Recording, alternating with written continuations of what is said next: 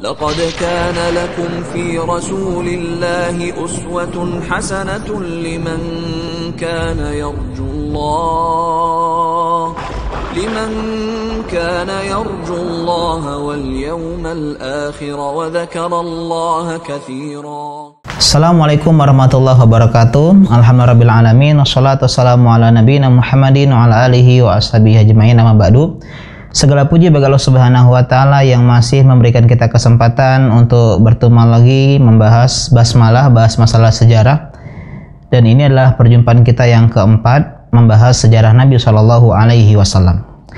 Pada pertemuan sebelumnya, kita sudah belajar tentang mengenal keluarga Nabi Shallallahu alaihi wasallam. Siapa kakek-kakek Nabi dan siapa orang tua Nabi. Dan pada hari ini kita akan berbicara tentang kelahiran Nabi Shallallahu alaihi wasallam. Rasulullah Shallallahu alaihi wasallam adalah putra pertama dan satu-satunya dari pasangan Abdullah bin Abdul Muttalib dan Aminah binti Wahab. Dan keduanya adalah orang-orang yang terpandang di suku Quraisy. Keduanya memiliki nasab yang mulia, keturunan yang luhur. Bahkan Abu Sufyan ketika itu yang masih menjadi seorang musuh, seorang kafir, seorang musyrik, memuji Muhammad SAW di hadapan Heraklius, Raja Romawi ketika itu, ya huwa fina dzu nasab. Muhammad di tengah-tengah kami adalah seorang yang punya nasab yang luhur, baik berasal dari orang tua ayahnya maupun ibunya. Dan kedua nasab orang tua dan ayah dan ibunya berjumpa pada Qusay, ya, atau pada Kilab. Kilab adalah ayahnya dari Qusay kepada Kilab.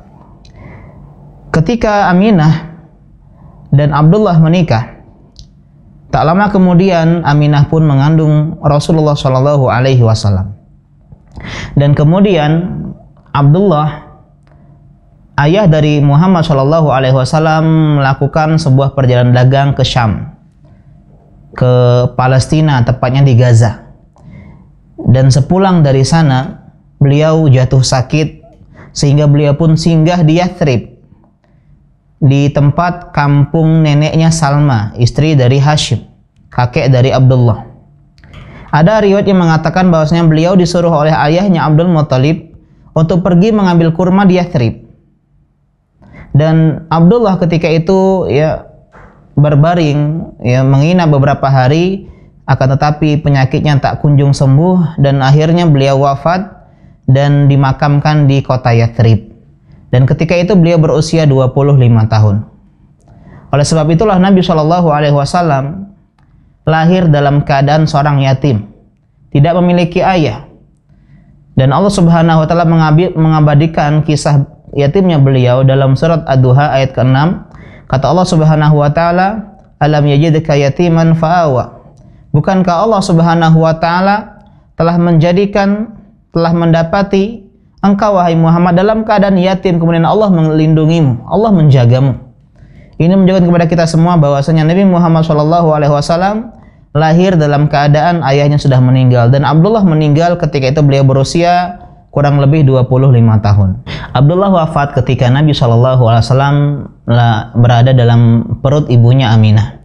Dan ini menunjukkan kepada kita bahwasanya beliau ya lahir dalam keadaan yatim, dan ayahnya Abdullah tidak meninggalkan harta warisan yang banyak. Hanya seorang budak wanita bernama Barokah dari Habasyah, yang lebih dikenal dengan nama Ummu Aiman, yang beliau nanti adalah pengasuh Nabi Shallallahu alaihi wasallam ketika Nabi Shallallahu alaihi wasallam di masa kecil. Rasulullah Shallallahu alaihi wasallam lahir itu di kota Mekah. Ada yang mengatakan di perumahan atau di perkampungan Bani Hashim, dan ada juga yang mengatakan di sebuah rumah di dekat Bukit Safa. Dan beliau Shallallahu alaihi wasallam lahir di hari Senin, tepatnya di pagi hari di bulan Rabiul Awal. Dan ulama berbeda pendapat tentang kapan tanggal Nabi Shallallahu alaihi wasallam lahir. Yang masyhur adalah tanggal 12. Ada yang mengatakan tanggal 9. Ada yang mengatakan tanggal lain seperti tanggal 2, 8, 10 dan semisalnya. Bahkan ada sebagian yang mengatakan Nabi SAW tidak lahir di bulan Rabiul Awal, akan tetapi di bulan Ramadan. Ini menunjukkan kepada kita semua bahwasanya tanggal lahirnya Nabi Shallallahu Alaihi Wasallam, hari kelahiran Nabi Shallallahu Alaihi Wasallam bukanlah sesuatu yang diperingati, bukanlah sesuatu yang dirayakan, baik di masa Nabi Shallallahu Alaihi Wasallam lahir maupun hidup maupun ketika beliau sudah meninggal. Rasulullah Shallallahu Alaihi Wasallam lahir di tahun gajah, atau yang bertepatan dengan tanggal atau tahun 571 Masehi. Dan dahulu belum dikenal penanggalan kalender, sehingga bangsa Arab mengenal tahun dengan kejadian-kejadian besar yang terjadi pada saat itu, seperti tahun renovasi Ka'bah atau tahun gajah dan semisalnya. Dan kenapa dinamakan dengan tahun gajah? Karena pada tahun itu, tepatnya beberapa bulan, 1 atau 2 bulan sebelum Nabi SAW dilahirkan, pasukan Abrahah dengan beberapa ekor gajah datang menyerang kota Mekah, sehingga tahun itu dikenal dengan tahun gajah. Al-Kisah, dulu Habasyah atau yang sekarang dikenal dengan Ethiopia, dulunya adalah sebuah kerajaan yang besar. Rajanya dikenal dengan julukan Najasyi, dan sebagaimana raja, beliau memiliki beberapa gubernur di daerah-daerah wilayah. Adapun di daerah termasuk wilayah Yaman, dan ketika itu gubernur Habasyah di Yaman dikenal dengan namanya Abrahah. Abrahah menyaksikan banyak orang-orang bangsa Arab terutama di daerah Yaman setiap tahun mengunjungi kota Mekah untuk menunaikan ibadah haji, sehingga timbul rasa hasad di dalam diri Abrahah, rasa iri dan dengki. Akhirnya Abraham membangun sebuah gereja yang sangat amat megah lagi besar, yang sangat amat mewah, sebagai tandingan Ka'bah, agar bangsa Arab tidak lagi mengunjungi Mekah, akan tetapi berbalik arah mengunjungi gereja yang dia buat, yang dia namakan dengan Al-Qulais, sebuah gereja yang ketika itu terbesar di zamannya Abrahah. Ada seorang Arab berasal dari Bani Kinanah mendengar hal tersebut, dan dia akhirnya mendatangi Al-Qulais pada malam hari dan memasukinya, dan dia melumuri dinding-dinding gereja Al-Qulais dengan kotoran, karena sebagai bentuk ketidaksenangan ada tandingan Ka'bah, sedangkan Ka'bah adalah bangunan suci di hati-hati orang-orang Arab ketika itu, yang punya tempat istimewa sebagai bangunan tua, warisan leluhur yang harus dijaga dan dimuliakan. Setelah Abraham mengetahui bahwasanya ada orang Arab datang kemudian melumuri mahakaryanya dengan kotoran, dia pun berang dan marah. Dia pun murka. Dia kerahkan 6.000 personil pasukannya, bahkan dengan beberapa ekor gajah. Ada yang bilang 10 gajah, ada yang bilang 14 gajah. Bahkan Abrahah sendiri turun langsung memimpin pasukan, dan dia menunggangi gajah yang paling besar yang dinamakan dengan Mahmud. Akhirnya pasukan Abrahah datang dari Yaman menuju Mekah, dan tidak ada seorang pun yang berani untuk menghalangi Abrahah karena saking banyak dan besarnya pasukan tersebut. Setiba pasukan tersebut di sebuah lembah antara Muzdalifah dan Mina, tidak jauh dari Mekah, dari Ka'bah, tiba-tiba gajah mereka yang mereka tunggangi ini duduk, tidak mau berjalan. Mereka maksa gajah-gajah tersebut untuk berjalan, tapi mereka tetap tidak mau berjalan. Ketika diarahkan ke arah lain, ke arah kanan atau kiri atau bahkan belakang, gajah tersebut mau berjalan, sehingga pasukan Abrahah keheranan. Pada saat yang demikian, Allah Subhanahu wa Ta'ala mengirimkan burung ababil, burung yang berbondong-bondong, membawa bebatuan yang berasal dari tanah yang dibakar, yang panas, di cakarnya yang 2 dan di paruhnya. Jadi setiap burung membawa 3 kerikil yang berasal dari tanah yang panas. Kemudian mereka pun melempari pasukan Abrahah, pasukan gajah, dengan batu-batu tersebut. Dan ini mereka akhirnya binasa karena lemparan-lemparan batu panas tersebut. Dan kisah ini diabadikan oleh Allah Subhanahu wa Ta'ala dalam Al-Quran, dalam surah Al-Fil. Dan ketika itu bangsa Arab, terutama kota Mekah, penduduk kota Mekah yang melarikan diri ke arah bukit, perbukitan, yang khawatir diserang oleh pasukan Abrahah, kembali ke kota Mekah dengan aman.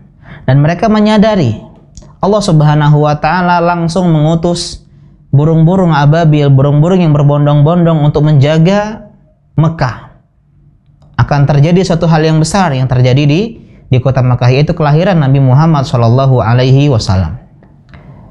Ketika Rasulullah sallallahu alaihi wasallam dilahirkan di pagi di hari Senin, keluar dari rahimnya ibunya Aminah cahaya yang menerangi istana-istana di Syam. Dan ketika itu bidannya adalah ibu dari sahabat yang mulia Abdurrahman bin Auf radhiyallahu taala anhu. Dan ketika itu ada kabar yang mengatakan bahwasanya terjadi hal-hal yang besar ketika Nabi lahir. Ada yang mengatakan padamnya api yang disembah oleh orang-orang Majusi di Persia. Ada yang mengatakannya runtuhnya gereja-gereja di dekat danau Sawah yang setelah air di danau tersebut mengering. Atau runtuhnya belasan beranda istana kekaisaran Persia. Akan tetapi kisah ini ya dilemahkan oleh para ulama riwayatnya sehingga tidak dibenarkan. Cukuplah cahaya yang keluar dari rahim ibu Nabi yaitu Aminah yang menyinari sampai terlihat di daerah Syam, Palestina dan semisalnya, ini menjadi bukti ya istimewanya kelahiran Nabi Shallallahu alaihi wasallam. Ketika Nabi lahir, kakek beliau Abdul Muthalib dengan rasa bahagia membawa ya cucunya Muhammad sallallahu alaihi wasallam ke dalam Ka'bah. Beliau berdoa dan bersyukur kepada Allah Subhanahu wa taala. Kemudian di hari ke-7, kakek beliau Abdul Muthalib mengadakan jamuan makan-makan kambing sebagaimana tradisi bangsa Arab. Ketika itu beliau ditanya, "Siapa nama cucumu wahai Abdul Muthalib?" Beliau menjawab, "Nama beliau adalah Muhammad." Dan orang-orang Quraisy keheranan karena Abdul Muthalib menamai cucunya dengan nama-nama yang tidak dikenal, akrab dan familiar di tengah-tengah bangsa Arab. Mereka bilang, "Wahai Abdul Muthalib, kenapa engkau tidak menamai cucumu dengan nama-nama yang familiar di tengah kaummu?" Kemudian Nabi Abdul Muthalib menyebutkan alasannya karena beliau pengen cucunya jadi Muhammad, orang yang dipuji oleh penduduk langit maupun penduduk bumi. Dalam riwayat yang lain disebutkan bahwasanya Aminah, ibu Nabi Shallallahu alaihi wasallam bermimpi. Dalam mimpinya beliau bertemu dengan seseorang yang mengabarkan berita gembira akan kelahiran orang besar, yaitu putranya, dan dia memberikan wasiat agar putranya diberi nama Muhammad. Dan beliau Aminah mengisahkan kisah mimpinya ini kepada mertuanya, yaitu kakek Nabi Abdul Muthalib. Kemudian juga di tanggal ke-7 ya Abdul Muthalib mengkhitan cucunya Muhammad sallallahu alaihi wasallam. Dan ada yang berpendapat bahwasanya Nabi sallallahu alaihi wasallam lahir dalam keadaan dikhitan, dalam keadaan sudah sunat. Akan tetapi sebagian ulama mengkritik riwayat-riwayat tersebut. Dan di hari ke-7 itulah Abdul Muthalib mengkhitan cucunya Muhammad sallallahu alaihi wasallam. Dan ini juga adalah tradisi kebiasaan bangsa Arab terdahulu. Dan Nabi Muhammad SAW memiliki beberapa nama lain. Di antaranya yang lain adalah Ahmad, dan Ahmad memiliki makna yang sama dengan Muhammad. Dan beliau juga memiliki nama Al-Mahi, yang artinya adalah menghapus kekufuran. Dan di antara nama Nabi Muhammad SAW yang lain adalah Al-Hashir, artinya mengumpulkan. Karena manusia kelak di hari kiamat di padang mahsyar berkumpul di bawah ya kaki Nabi Shallallahu alaihi wasallam. Maksudnya di bawah ya kepemimpinan Nabi Shallallahu alaihi wasallam. Dan di antara nama lain beliau adalah Al-Aqib, yang artinya adalah nabi terakhir, yang tidak ada nabi sepeninggal beliau sebagai nabi penutup. Dan ada nama-nama lain yang beliau miliki ya disebutkan dalam beberapa hadis-hadis yang lain. Kemudian ya ketika Nabi SAW sudah lahir, beliau disusui oleh ibunya Aminah binti Wahab beberapa hari. Kemudian di antara wanita yang juga menyusui Rasulullah SAW adalah Thuwaibah. Dan Thuwaibah adalah budak wanita dari paman Nabi yaitu Abu Lahab. Karena Thuwaibah menyusui keponakannya, Abu Lahab sebagai bentuk rasa gembiranya membebaskan dan memerdekakan Thuwaibah. Ini diantara salah satu kebaikan Abu Lahab karena beliau ya rasa bahagia yang manusiawi ketika beliau punya keponakan yang baru. Dan juga di antara wanita yang mendapatkan kesempatan mulia menyusui Nabi SAW di masa kecilnya adalah Halimah binti Abi Zu'aib. Ya, Halimah binti Abi Zu'aib adalah seorang wanita dari perkampungan Bani Sa'ad. Dan kisah tentang beliau dan juga tentang masa kecil Nabi SAW, insya Allah kita akan bahas pada pertemuan selanjutnya. Kita sebelum mengenal masa remaja, masa pemuda Nabi SAW, ada baiknya kita mengenal masa kecil Nabi SAW yang penuh dengan cobaan dan ujian. Tapi beliau berhasil menghadapi itu semua, dan semoga kita bisa mendapatkan pelajaran dari kisah Nabi Muhammad SAW. Demikian mungkin episode basmalah kita pada kali ini. Semoga bermanfaat. Assalamualaikum warahmatullahi wabarakatuh.